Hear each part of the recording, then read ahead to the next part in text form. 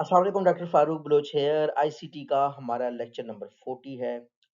अब तक अगर आप इन लेक्चर्स की सीरीज को देख रहे हैं तो आप दुनिया में किसी भी कंप्यूटर साइंस के ग्रेजुएट से, आईटी ग्रेजुएट से ज़्यादा नॉलेजेबल होंगे। कोई भी ऐसा कंसेप्ट नहीं होगा जो आपको नहीं आता, कोई भी ऐसा इंटरव्यू आपका मिस नहीं होगा। तो हमने अब जो हमारा 40th लेक्चर है, इसमें हमने फ्यूचर ट्रेंड्स इन आईसीटी और इमर्जिंग टेक्नोलॉजीज देखने हैं। अगर आपने पिछले कंसेप्ट को समझना है, लेक्चर 1 से 39 तक प्लेलिस्ट है ICT computer science full course, उसमें अवेलेबल है डॉक्टर फारूक बलोच उर्दू के चैनल के ऊपर।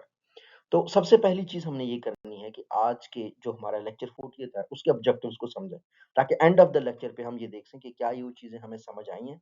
पहली चीज हम ये देख लें कि इमर्जिंग ट्रेंड्स क्या हैं इंफॉर्मेशन कम्युनिकेशन टेक्नोलॉजीज में। दूसरा, हम ये देखें टेक्नोलॉजीज ऐसी कौन सी हैं जो फ्यूचर को शेप कर रही हैं।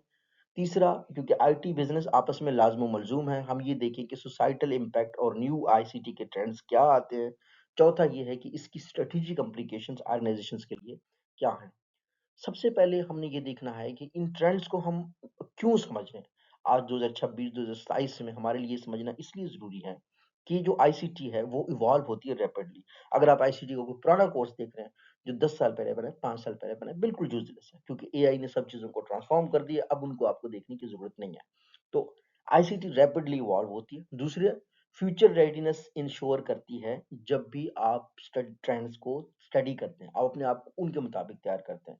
दूसरा, फ्यूचर ट्रेंड को समझना इसलिए जरूरी है कि स्ट्रेटेजिक फोरसाइट होती है, लॉन्ग टर्म प्लानिंग आप कर सकते हैं। यानी आज अगर आपकी कंपनी में कुछ बना है तो चांसेस है आपने 5 साल पहले उसको सोचा होगा। ऑब्वियसली बनने में टाइम लगता है, लोगों को समझाने में टाइम लगता है। तो अगर आप देखना चाहते हैं कि आप 2030 में कैसे लगेंगे, 2040 में कैसे लगेंगे, तो सोचना उसके लिए आज है। ट्रेंड्स को देख के फ्यूचर को प्रेडिक्ट करने में आपको आसानी होती है। तो इमर्जिंग आईसीटी लैंडस्केप क्या है, इसमें सबसे पहली चीज जो थी कन्वर्जेंस ऑफ डिजिटल टेक्नोलॉजीज। हर चीज डिजिटल हो रही है। हमने पढ़ा है इंटरनेट ऑफ थिंग्स आता जा रहा है, हमने पढ़ा है क्लाउड कंप्यूटिंग हो रहा है। दूसरा, डिजिटल ड्रिवन सिस्टम्स हैं, इंटेलिजेंट सिस्टम्स बनते जा रहे हैं। तीसरी चीज ये है कि प्लेटफॉर्म बेस्ड डिजिटल इकोनॉमी आ रही है। फॉर एग्जांपल, आपका फेसबुक सिर्फ फेसबुक नहीं है। फेसबुक इस वक्त आपका व्हाट्सएप भी है, वो आपके फोन की कम्युनिकेशन का जरिया भी है। फेसबुक इस टाइम पे आपका इंस्टाग्राम भी है।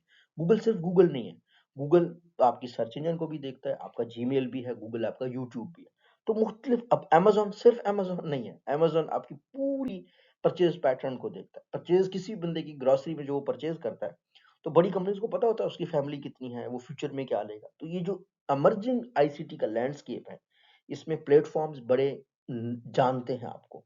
आपके करीब रिश्तेदारों से ज्यादा भी आपके जो प्लेटफॉर्म्स है वो आपको जानते हैं। तो इस वजह से जो आईसीटी का लैंडस्केप है वो चेंज होता जा रहा है, ना सिर्फ यूजर्स के लिए बल्कि कंपनीज के लिए। कंपनीज ने अपने आप को अकॉर्डिंगली तैयार करना है। तो आर्टिफिशियल इंटेलिजेंस, एआई, एक बहुत इंपॉर्टेंट फैक्टर है ट्रेंड्स में। इसमें क्या होता है, मशीन लर्निंग होती है, डीप लर्निंग होती है। पहले जितनी भी हमारी टेक्नोलॉजी थी वो वही करती थी जो हम उसको सिखाते थे, उसमें सुपरवाइज्ड लर्निंग होती थी। अब हमारे पास टेक्नोलॉजीज ऐसी हो रही हैं जिसमें रीइंफोर्स्ड लर्निंग हो रही है कि टेक्नोलॉजी खुद ब खुद सीखती है, खुद चीजें प्रेडिक्ट करती है। तो मशीन लर्निंग और डीप लर्निंग, जो कि पहले ह्यूमंस का खासा होता था, अब जो मशीन लर्निंग एल्गोरिदम्स थे, प्रेडिक्शंस थे, इन्फ्रेंसेस करना स्टैटिस्टिकल यूज में जरूर होते थे, लेकिन मशीन खुद से खुद डिसीजन नहीं लेते थे। अब मशीन खुद से खुद डिसीजन लेते हैं। दूसरी चीज, automation and intelligent decision making हो रही है। बहुत सारी चीजें आपकी ऑटोमेट हो रही हैं। पुराने जमाने में अगर आप कंपनी की सेल रिपोर्ट निकालते थे, आप वैसे कोई एक स्टेप दूसरे स्टेप किसी अप्रूवल की जरूरत होती थी, वो आहिस्ता आहिस्ता एआई जो है ना ऑटोमेट करता जा रहा है। और तीसरी चीज ये है कि बिजनेसेस आपकी ट्रांसफॉर्म होती जा रही है। सो अगर आप किसी से कैश लेना है, चाहे वो अमेरिका में बैठा हुआ है, कंपनी आपको ट्रांसफर कर देगी आपके बैंक अकाउंट में। अगर आपने कोई चीज परचेज करनी है, 1 क्लिक पे आप दुनिया के दूसरे कोने से मंगवा सकते हैं। तो अब ये जो सारी ट्रांसफॉर्मेशन है, इसकी वजह क्या है, artificial intelligence. Artificial intelligence decide करती है कि कोई रोबोट है, कोई मशीन है। और अब फ्यूचर जो होगा वो क्या होगा कि आपके अपने हाइपर पर्सनलाइजेशन हो जाएगी, जिसको हमने पिछले लेक्चर्स में एक्सप्लेन किया है। जनरेटिव एआई आ गया है। जनरेटिव एआई क्या करता है, जैसे आपका कंटेंट क्रिएशन है, चैट जीपीटी, को पायलट, इस तरह के ऐप्स हैं। बिजनेस प्रोसेसेस की ऑटोमेशन होती जा रही है। और एथिकल गवर्नेंस चैलेंजेस हमारे पास ऑब्वियसली हैं, इनको हम मजीद भी डिस्कस करेंगे कि अगर आपकी जब कंटेंट क्रिएशन होती है, क्या आप जो चीजें लिख रहे हैं, क्या आप खुद लिख रहे हैं या एआई लिख रहा है आपके लिए। अगर एआई लिख रहा है तो आप मेंशन करें कि मुझे एआई ने इस पे हेल्प किया है। इंटरनेट ऑफ थिंग्स एक नई इमर्जिंग टेक्नोलॉजी है। स्मार्ट डिवाइसेस आ जाएंगी, सेंसर्स आ जाएंगे। कुछ इंटरनेट ऑफ थिंग्स हमारे पास बहुत करीबी हो गए हैं, जिसमें कनेक्टेड इकोसिस्टम बन गया है और रियल टाइम डाटा जनरेशन होता है। जैसा कि आपके घरों में, मेरे घर में, हमारे घरों में जो कैमरे लगे हुए हैं वो क्या है, वो सेंसर बेस्ड है, ऑटो हैं। जो लाइट्स लगी हुई हैं सेंसर बेस्ड है हर घर में। जब आप एंटर होते हैं लाइट ऑन होती है, जब आप चले जाएंगे लाइट ऑफ हो जाएगी। तो ये जो सारी चीजें हो रही हैं ये इंटरनेट ऑफ थिंग्स के बेस पे हो रही हैं। 5G के बाद बहुत चीजें बदलने जाएंगी 6G में, जिसमें अल्ट्रा फास्ट कनेक्टिविटी आएगी, लो लेटेंसी एप्लीकेशंस आ जाएंगे, आईओटी और स्मार्ट सिस्टम्स आपके लिए अनेबल हो जाएंगे। क्लाउड कंप्यूटिंग में थोड़ी एवोल्यूशन आ रही है कि हाइब्रिड और मल्टी क्लाउड मॉडल्स आएंगे, एज कंप्यूटर आ जाएगा, स्केलेबल डिजिटल इंफ्रास्ट्रक्चर्स भी आपके पास आ जाएंगे। बिग डाटा और एडवांस एनालिटिक्स में इंप्रूवमेंट आ जाएगी, प्रिडिक्टिव और पर्सपेक्टिव एनालिटिक्स आपके पास आ जाएंगे, रियल टाइम डिसीजन मेकिंग में आपको सपोर्ट होगी और डाटा ड्रिवन ऑर्गेनाइजेशंस आपके पास बनेगी। ये हमारे पास एक इमर्जिंग ट्रेंड है। ब्लॉकचेन एक और इमर्जिंग ट्रेंड है, जिसमें हम डिसेंट्रलाइज सिस्टम देखते हैं, स्मार्ट कॉन्ट्रैक्ट्स बनेंगे लोगों के बीच में और ट्रांसपेरेंसी और ट्रस्ट आ जाएगा। ब्लॉकचेन बेसिकली ऐसा होता है कि आपका जो रिकॉर्ड है वो बेस्ड ऑन जो टू पर्संस हैं उनके अपने ट्रस्ट के ऊपर होता है। तो ब्लॉकचेन का एक ऐसा सिस्टम है जिसमें चेन को तोड़ना या उसमें किसी भी नंबर की सीक्वेंस को खराब करना किसी दूसरे बंदे के लिए पॉसिबल नहीं होगा, जिससे ट्रांसपेरेंसी और ट्रस्ट जो है ना वो बढ़ जाएगा आपका सिस्टम के ऊपर। अच्छा, मेटावर्स और एक्सटेंडेड रियलिटी ये भी एक ऑगमेंटेड रियलिटी है, वर्चुअल रियलिटी है, डिजिटल वर्क प्लेसेस हो रहे हैं और कस्टमर एक्सपीरियंस भी अब आहिस्ता आहिस्ता ऐसा होता जा रहा है कि कस्टमर घर में बैठे हुए ऐसे फील कर सकता है फ्यूचर टेक्नोलॉजीज के तहत जैसे वो वाकई किसी शॉप में बैठा है, वाकई वो शॉपिंग कर रहा है। तो ये सब तब होगा जब ऑगमेंटेड रियलिटी, वर्चुअल रियलिटी और डिजिटल वर्क प्लेसेस क्रिएट हो जाएंगे।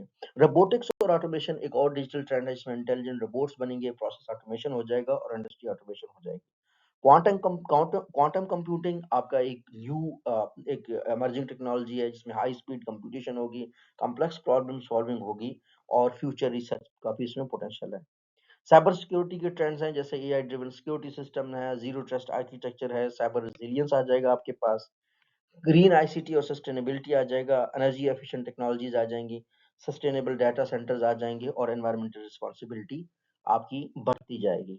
आईसीटी अगर फ्यूचर का वर्क हम देखें तो रिमोट वर्क बड़ा होगा, हाइब्रिड वर्क बड़ा होगा, डिजिटल कोलैबोरेशन के टूल्स बनेंगे, एआई असिस्टेड वर्क प्लेसेस बन जाएंगे। Business applications of emerging technologies भी हो जाएंगे कि न्यू बिजनेस मॉडल्स बन जाएंगे, कंपैरेटिव एडवांटेज के लिए कंपनीज compete करेंगी जो इमर्जिंग टेक्नोलॉजी में सबसे आगे होगा और इनोवेशन की अपॉर्चुनिटीज लोगों के पास बढ़ जाएंगी। अब इसके साथ साथ ऑब्वियसली जैसे हम ग्रो कर रहे हैं तो चैलेंजेस भी हैं। पहला चैलेंज क्या है, एथिकल कंसर्न्स का सबसे बड़ा चैलेंज होता है कि डिजिटल टेक्नोलॉजीज में आपने डाटा प्रोटेक्शन करनी है, आपने न्यू टेक्नोलॉजीज को कि सिर्फ अपने फायदे के लिए यूज करना है ताकि ह्यूमन के लिए फायदे हो, आपके बिजनेस में एथिकल प्रॉफिट आपके लिए जनरेट करें। स्किल गैप एक ऑब्वियसली चैलेंज है, जो इंस्टॉल करने वाले जो यूजर हैं उनके लिए इशू है। रेगुलेटरी हमें नहीं पता फ्यूचर हर जगह जब एआई होगा तो कैसे रेगुलेटरी कंट्रोल रहेगा, साइबर सिक्योरिटी के थ्रेट्स या डाटा के थ्रेट्स, डाटा की प्राइवेसी के थ्रेट्स, ये हमारे लिए चैलेंजेस हैं। पाकिस्तान में अगर देखा जाए तो डिजिटल इकोनॉमी ग्रोथ बहुत अपॉर्चुनिटी है, फिनटेक स्टार्टअप्स बन सकते हैं, पब्लिक सेक्टर ऑर्गेनाइजेशन भी अपडेट हो रही हैं।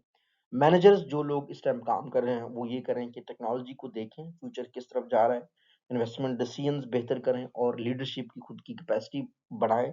ऐसे लोगों को प्रेफर किया जाएगा जो टेक्निकली इक्विप्ड लोग होंगे। अगर फ्यूचर के लिए हमने ऑर्गेनाइजेशंस को तैयार करना है तो हमने कंटिन्यूस स्ट्रेटजीज, एजाइल स्ट्रेटजीज और डिजिटल कल्चर पे फोकस करना है। अगर हम लेक्चर की समरी करें तो इमर्जिंग आईसीटी ट्रेंड्स जो है ना इंडस्ट्री को रीशेप कर रहे हैं, स्ट्रेटेजिक अडॉप्शन बड़ा जरूरी है, फ्यूचर रेडी ऑर्गेनाइजेशंस जो है ना वो कंपनीज को चेंज करेंगी, जो फ्यूचर रेडी ऑर्गेनाइजेशन होंगी वही वर्ल्ड को चेंज करेंगी, सोसाइटी को बेटर करेंगी। अच्छा, अगर आपको ये लेक्चर समझ आया है तो आप कमेंट सेक्शन में अब मुझे इस क्वेश्चन का आंसर दें कि which emerging ICT trend will most disrupt businesses in the next decade. हमने बहुत सारे इमर्जिंग ट्रेंड्स की बात की जी, ब्लॉकचेन की बात की है, हमने इंटरनेट ऑफ थिंग्स की बात की है, हमने एआई की बात की है, हमने मशीन लर्निंग की बात की है, हमने 5G और उसके बियॉन्ड के एरा की बात की है। आप मुझे बताएं आपकी अंडरस्टैंडिंग के मुताबिक इनमें से कौन सी ऐसी टेक्नोलॉजी है जो आपको लगता है कि जो नेक्स्ट डेकेड अगले जो 20 साल है उसमें ज्यादा इम्पैक्ट करेगी। आपने अपना रिस्पॉन्स हमें लाजमी देना है। ये लेक्चर अगर आपको अच्छे लगते हैं तो आप दूसरे लोगों के साथ शेयर करें। आजकल के दौर में आपने लेटेस्ट ट्रेंड्स के लेक्चर देखने हैं, ना कि आपने 5-6 साल पहले वाले ट्रेंड देखने, क्योंकि तब वो टेक्नोलॉजीज़ नहीं थी, वो डिजिटल इन्फॉर्मेशन नहीं थी, जो डिजिटल इन्फॉर्मेशन, जो टूल्स, जो बातें हम इस लेक्चर में कर रहे हैं, वो अभी आई हैं। Thank you so much.